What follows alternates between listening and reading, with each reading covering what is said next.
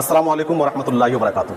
नाज़रीन, बहुत सारे लोगों को ये मालूम नहीं है कि सजदा सहू कैसे करते हैं। सजदा सहू यानी जब नमाज में कोई वाजिब छूट जाए। अब वाजिबात नमाज क्या है इंशाअल्लाह वो दूसरे वीडियो में हम बताएंगे, या फिर आप किसी से पूछ सकते हैं। तो वाजिबात नमाज जैसे मिसाल के तौर पर मोटी मोटी चीज़ें हैं। सूरह फातिहा पढ़ना भूल गए, कोई सूरत मिला लिए हैं, सूरह इखलास पढ़ लिए हैं, सूरह नास पढ़ लिए, लेकिन सूरह फातिहा अलहम्दु आप नहीं पढ़े। इसी तरह से आप अलहम्दु तो पढ़े लेकिन दूसरी सूरत मिलाना भूल गए, ये आप गोया वाजिब को छोड़ दिए। इसी तरह से आप दो सजदा के दरमियान बहुत ताख़िर हो गई, दूसरे कादा में नहीं बैठे। तो अगर आप वाजिबात को छोड़ देते हैं, कोई वाजिब चीज़ को छोड़ देते हैं, तो उसके लिए एक सोल्यूशन है। सोल्यूशन ये है, उसका हल ये है कि नमाज के आखिर में जब आखिरी मरतबा यानी 2 रकात नमाज़ पढ़ते हैं तो 2 रकात में जब तशहुद के लिए बैठेंगे उस वक्त, और अगर 4 रकात नमाज़ पढ़ते हैं तो चौथी रकात में जब बैठेंगे उस वक्त तशहुद के बाद 2 सजदे करेंगे, फिर तशहुद पढ़ के सलाम फेरेंगे तो आपकी नमाज़ हो जाएगी। ये नमाज में जो कमी हो जाती है, वाजिब जो छूट गया, उसके लिए आपको 2 सजदा करना होता है, उसको हम सजदा सहू बोलते हैं।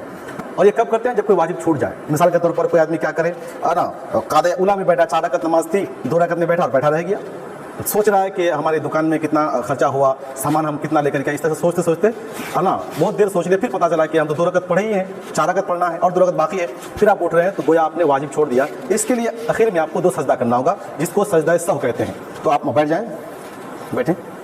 तो ये देखें, जब आपके वाजिब छूट जाए तब की बात बता रहा हूँ मैं, है ना।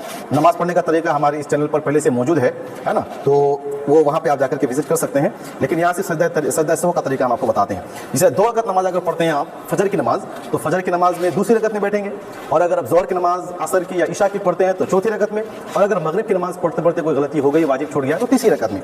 जब इस तरह से आप बैठेंगे, बैठने के बाद तशहुद पढ़ेंगे, यानी अत्तहियातु लिल्लाहि व सलावत, जहाँ हम लोग कहते हैं कि है ना उंगली तिरपाने वाली दुआ लोग आमतौर पर बोलते हैं, उसको तशहुद बोला जाता है। कुछ लोग बोलते हैं अत्तहियात, तो अत्तहियात ही आप सुन लें, समझ लें। जैसे आखिरी कदम में आप बैठेंगे तो आप तशहुद पढ़ेंगे। तशहुद मतलब अत्तहियात पढ़ने के बाद उंगली तिरपाएंगे, है ना, जैसे दाएं तरफ सलाम फेरें, बस उसके बाद 2 सजदा कीजिए, उठें, फिर सजदा करें, उठें। अब तशहुद पढ़ने के बाद आपको फिर से है ना मुकम्मल अत्तहियात पढ़ना है, दुरूद इब्राहिम पढ़ना है, और दुआ मासूरा पढ़ने के बाद है ना नमाज मुकम्मल कर लेनी है। उम्मीद करता हूँ समझ गए होंगे आप। अगर नहीं समझे